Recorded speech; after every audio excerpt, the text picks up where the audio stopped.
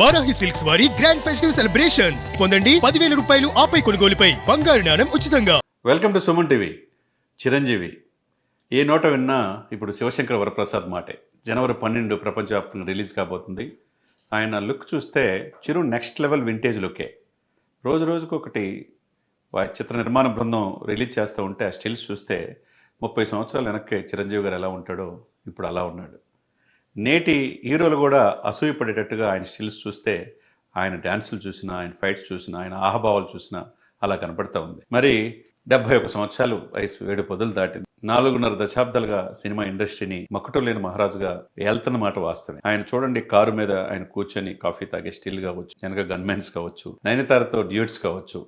ఇది కాదు, అది లేదు, ఇది ఉంది, అది లేదంటానికి లేకుండా ఈ సినిమాలో అనిల్ రావిపూడి తెరకెక్కించే తీరు నెక్స్ట్ లెవెల్లో. మొన్నే ప్రెస్ మీట్ రిలీజ్ చేశారు వెంకటేష్ గారి బర్త్డే సందర్భంగా. అందులో వెంకటేష్ గారు కూడా సకుటుంబ సపరివార సమేతంగా ఆయన సినిమాలన్నీ చూస్తుంటారు. అదేవిధంగా దీంట్లో ప్రత్యేక పాత్రలో వెంకటేష్ గారు చిరంజీవి గారితో పాటు నటిస్తున్నాడు. ఒక పాటలో డ్యాన్స్ కూడా చేస్తారు. అంతకుముందు కూడా మనం చూసాం, పవన్ కళ్యాణ్ గారితో కూడా వెంకటేష్ గారు నటించిన ఇది ఎంత బ్లాక్ బస్టర్ హిట్ అయింది. ఇకపోతే మీరు నేటి తరం ఎవరైతే సినిమా నటులు ఆశ్చర్యపడే విధంగా ఆయన తీస్తున్న ఈ సినిమా అనిల్ రావిపూడిది డెఫినెట్ గా వచ్చే సంక్రాంతికి నూతన సంవత్సరంలో సూపర్ డూపర్ హిట్ అయ్యే అవకాశాలు స్పష్టంగా కనపడుతుంది. ఎందుకంటే ఖర్చుకు వెనకాడకుండా వాళ్ళ కూతురు కొనిదెల సుష్మిత గారు, గోల్డ్ బాక్స్ ఎంటర్టైన్మెంట్స్, తర్వాత Sahu Garapati, shine screens banner, వీళ్ళిద్దరూ సంయుక్తంగా నిర్మిస్తున్న ఈ సినిమా మరి ఎన్ని రికార్డులు సృష్టించబోతుందో మనం వేచి చూడాలి. దీంట్లో తరాగనం అంతా కూడా నెక్స్ట్ లెవెల్ ఉన్నారు. తర్వాత నిర్మాతలతో పాటు దర్శకుడు అనిల్ రావిపూడి అయితే డబుల్ హ్యాట్రిక్. ఇప్పుడు 6 సినిమాలు హిట్ అయిపోయాయి. ఏ సినిమా చేసినా సంక్రాంతి ఈయన ఎంటర్ అయ్యాడంటే మిగతా సినిమాలన్నీ సర్దుకోవాల్సింది అన్నట్టు ఉంటుంది. మనం కుటుంబం మొత్తం కలిపి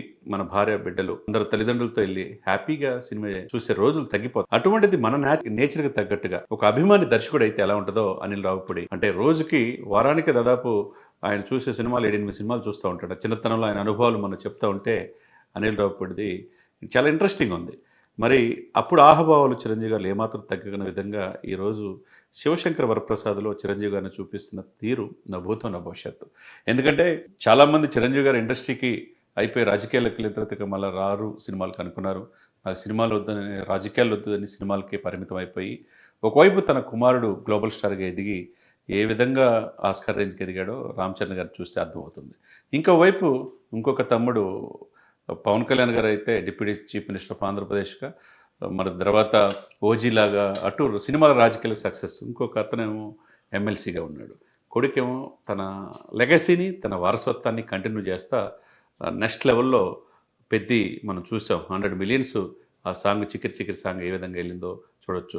కాబట్టి చిరంజీవి గారు ఎంత ఎత్తుకెదిగినా ఒదిగే లక్షణం, ఎక్కడ తగ్గాలో ఆయనకు తెలుసు. ఈరోజు తన కుటుంబాన్ని, తన కుటుంబం నుంచి 7 హీరోల్ని తయారు చేసి రాజకీయాల్లో తను సాధించలేని పవన్ కళ్యాణ్ గారిలో చూసుకుంటున్నాడు. ఇకపోతే కుమారుడు తండ్రికి మించిన తనయుడిగా ఎదుగుతూ ఉన్నాడు. మరి ఈ వయసులో చాలామంది హీరోలు వస్తుంటారు, పోతుంటారు. ఒకవైపు హీరోయిజమే కాకుండా సేవా కార్యక్రమం వైపు కూడా మన బ్లడ్ బ్యాంక్ పెట్టి, చిరంజీవి వైపు బ్లడ్ బ్యాంక్ పెట్టి ఎంత సేవ చేస్తున్నారు. లక్షలాది మందిని ప్రాణాలు వాళ్ళు కాపాడుతున్నారు. వేలాది మందికి కంటి చూపు ప్రసాదిస్తున్నారు. కరోనా టైంలో అయితే ఎంతో సేవ చేస్తున్నారు. కాబట్టి ఎన్ని ఒక ఎత్తు అయితే శివశంకర వరప్రసాద్లో ఏంటిది, ఇంత కాస్ట్యూమ్స్, ఇంత వయసు పెరిగినా కానీ ఆయన ఏమాత్రం చామ తగ్గలేదు. వయసు పెరిగేకుంది ఏమవుద్ది, ముఖ కవలికలు, తర్వాత వాళ్ళ యొక్క నడకలో కానీ నడతలో కానీ అన్నీ కూడా మనం మార్పు చూడొచ్చు.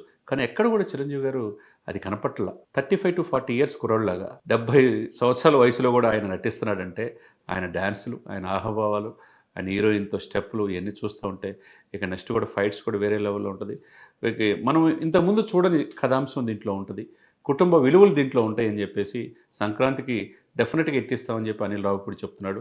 ఇంకోవైపు నిర్మాతలు సాహు గారపాటి కావచ్చు, సుష్మిత గారు కావచ్చు, తనని ఏ విధంగా చూడాలో అభిమానులు అలరించే విధంగా మీరు మంచి సినిమా సంక్రాంతికి ఇవ్వబోతున్నామని చెప్పేసి నిర్మాతలు చెప్తున్నారు. ఇక తారాగణం కూడా చాలా మంచి తారాగణం దాంట్లో ఉన్నారు. కాబట్టి సంక్రాంతి, రేపు వచ్చే సంక్రాంతి చిరంజీవి గారిది అనేది స్పష్టంగా కనపడుతుంది. రోజుకొక లుక్, ఎవరు ఎక్స్పెక్ట్ చేయని లుక్, డ్రెస్సుల విషయంలో కావచ్చు, ఫైట్స్ విషయంలో కావచ్చు, డ్యాన్సుల విషయంలో కావచ్చు, చూస్తూ ఉంటే చిరంజీవి గారికి సాటి ఎవరు లేరనేది స్పష్టంగా అర్థమవుతుంది.